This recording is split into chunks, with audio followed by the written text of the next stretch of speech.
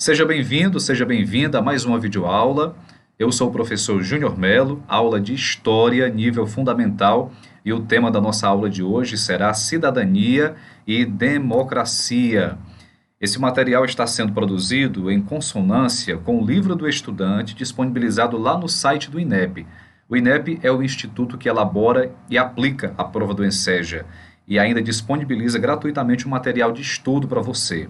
E hoje, o objetivo da nossa videoaula é o capítulo 4 das competências e habilidades do livro do estudante, que você observa aí, que é compreender, valorizar os fundamentos da cidadania e da democracia. E eu já começo para você dizendo que essa aula vai ser extremamente conceitual. Nós não vamos resolver questão, essa tarefa eu vou dividir com você, tá bom? Ao final da aula, tem um link para você clicar, baixar o PDF e continuar praticando. Primeiro conceito que eu quero trabalhar com você, o conceito de trabalho, capitalismo, sociedade de classe, salário, lucro. Esse tema é muito cobrado nas provas do Enseja. Ao longo da história, as necessidades, os desejos humanos foram se transformando, bem como a relação do homem com a natureza. E para satisfazer essas necessidades, esses desejos, o ser humano desenvolveu diferentes tipos de trabalho. Costurar, cortar, construir casas, construir ferramentas e por aí vai.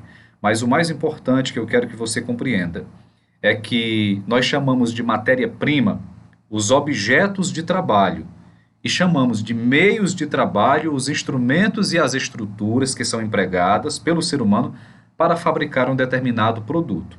Tudo isso é denominado meios de produção, tanto as ferramentas de trabalho como as ferramentas primárias que o homem usa, meios de produção. Mas o processo produtivo, isso é, a produção só se realiza de verdade quando há efetivamente a ação humana por meio do trabalho. E aí entra um conceito muito importante.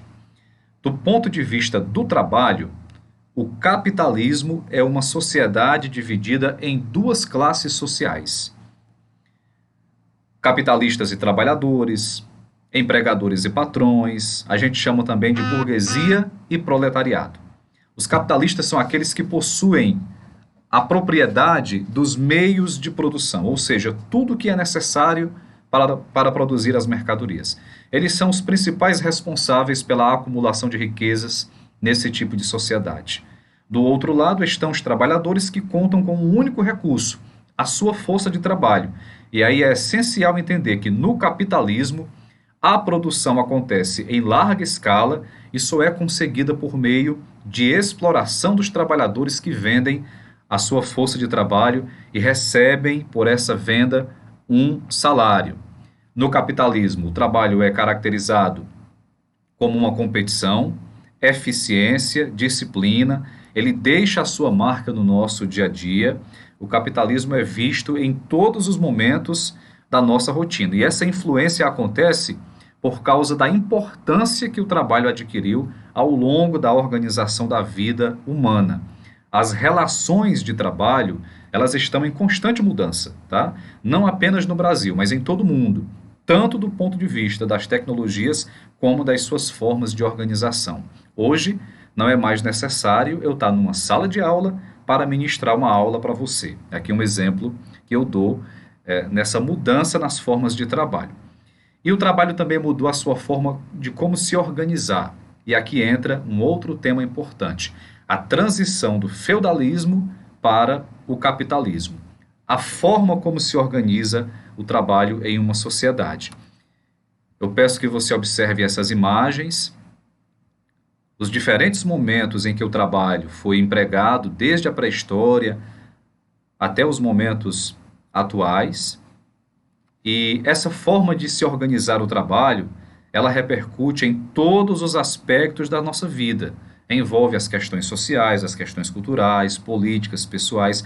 A relação de trabalho baseava-se numa série de obrigações do servo, isso lá no feudalismo, né, para com os seus senhores, entre os quais trabalhar na terra dos nobres, pagar tributos em forma de serviços e produtos. Essas relações econômicas se envolviam a prestação do trabalho servil. Então, pensa e anota: feudalismo tinha essas características, né? Uma divisão social muito forte, uma presença muito forte da Igreja Católica, né? Por mais que essas diferenças de grupos sociais existissem, elas eram consideradas em forma de hierarquia, onde o trabalho era tido como uma mão de obra servil, influenciada muitas vezes pelas relações do ponto de vista religioso.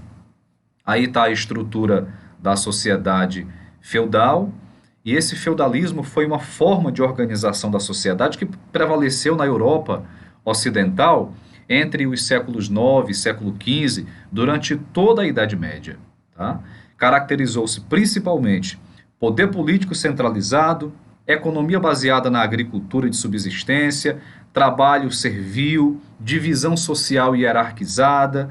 A base da economia era extremamente feudal. A maioria dos trabalhadores, chamados de servos, vivia no campo e trabalhava na terra. Aí você imagina, numa realidade em que a terra era muito valorizada, né, era a principal fonte de riqueza, consequentemente de prestígio, só podia ter muita guerra para disputar esses territórios, né, em meio a um tentando expandir o poder em relação ao outro. E aí a igreja exercia um papel muito forte na Europa medieval, o que veio causar uma influência para o resto do mundo, né? Nós vamos agora fazer essa transição, tá? Sobretudo a partir do século XI, a situação começou a mudar, a produção agrícola cresceu, e aí você anota uma outra palavrinha-chave: comércio. A partir do crescimento da produção agrícola, surgiu o comércio de maneira mais intensa, o comércio passou a ter uma força decisiva para a transformação social daquela época. As mudanças da manufatura começaram com as alterações na organização da força de trabalho, né? A introdução da indústria, e aí chega nesse momento da história muito importante e que é muito visto também em provas como Enseja, a transição do feudalismo para o capitalismo. Nessa transição aconteceu dois momentos importantes: a Revolução Industrial e a Revolução Francesa, tá? A Revolução Industrial, ela teve a sua origem na Inglaterra, ditou os ritmos e transformações econômicas do mundo, e a Revolução Francesa, iniciada ali no finalzinho do século XVIII, preparou o terreno político e cultural para a sociedade capitalista se consolidar. Você lembra, né? Estava na transição do feudalismo para o capitalismo. E a Revolução Francesa foi esse pano de fundo para o capitalismo se consolidar. Embora tenha acontecido em um país, a Revolução Francesa ela foi uma referência para a mudança em diversas partes do mundo, né? E aí tem a concepção política da Revolução Francesa, que ela é muito explorada em provas como Enseja. Por exemplo, a Revolução Francesa defendia que o poder devia vir do povo, do conjunto da população. O mandato do chefe do Estado não era mais um mandato divino, mas representava a vontade do povo, que podia se manifestar por meio do voto, escolhendo seus representantes. Até hoje, a gente convive com o legado da Revolução Francesa, né? As três palavrinhas lá: liberdade, igualdade, fraternidade, a ideia de república, vem daí, tá certo? Mais um tema para você marcar e ficar atento. Bom, avançando aqui para o nosso próximo slide, as revoluções que nós já falamos aqui: a Revolução Francesa, a Revolução Industrial, as características, né? Esse ano, 1789, o ano da Revolução. Eu trago aqui essa linha do tempo importante para o Brasil. Em 1889, nós tivemos a proclamação da República aqui no Brasil. Em 17, já no século XX, uma greve geral de trabalhadores muito importante. A Revolução de 30, que levou Vargas ao poder. Em 1943, a consolidação das leis trabalhistas, a chamada CLT. Em 63, a criação do 13º salário. Em 88, a Constituição Brasileira. E em 2001, o projeto que flexibilizou a CLT e trouxe aí uma série de precarizações nas relações de trabalho. Eu trago essas datas para introduzir para você um outro tema: a formação das classes operárias, principalmente. O mundo, ele atravessava, né, no momento em que o o capitalismo se firmou como motor da atividade econômica, passou a ser, de fato, muito movido pela indústria. E essa indústria introduziu o uso da máquina em nosso meio, estabeleceu a produção em larga escala, uma produção feita por um trabalhador que não dominava mais esse processo produtivo, né? Ou seja, o trabalhador saiu do centro do processo produtivo e passou a ser apenas parte dessa etapa de produção. Isso mudou a organização da produção, que deixou de ser predominantemente artesanal e mudou também as relações sociais, né? Foram profundamente alteradas com o surgimento de duas classes sociais principalmente. Aí surge aí aquela ideia da burguesia e a ideia do proletariado, da força de trabalho, né? Com a grande indústria surgiram os operários. Quando no final do século XVIII eles começaram a se organizar coletivamente para lutar por melhores condições de trabalho, apareceram os primeiros movimentos operários. É importante que você tome nota, porque também é tema de edições anteriores do Enseja e provavelmente caia na prova desse ano. Outro tema que eu quero dividir com você é esse conceito. Liberalismo versus socialismo. Ainda trata um pouco da situação de um outro tema que é muito visto, né, defendido por alguns especialistas, a questão do comunismo. Pois bem, o liberalismo ele já era presente no finalzinho do século XVIII, representa ideias políticas que servem de base para o capitalismo, né? O ponto central do liberalismo é a garantia e defesa da propriedade privada, da liberdade econômica, liberdade política. Já a corrente de pensamento que fazia frente ao liberalismo era exatamente o pensamento socialista, que serviu de base, inclusive, para os movimentos operários do finalzinho do século XVIII, começo do século XIX. E o movimento socialista, esse pensamento, ele pode ser dividido em dois, né? Os socialistas utópicos e os socialistas científicos. Anota para você pesquisar. Apesar de suas diferenças, essas teorias reivindicavam uma sociedade mais justa e igualitária. Destaque para nomes como Karl Marx, como Adam Smith, que são antagônicos, que são opositores, né? Outro tema que eu quero dividir com você, imperialismo. O imperialismo refere-se à relação de dominação de um país sobre outro. No caso do Brasil, os Estados Unidos exercem esse controle indireto sobre a nossa economia, sobre a nossa política, a nossa cultura.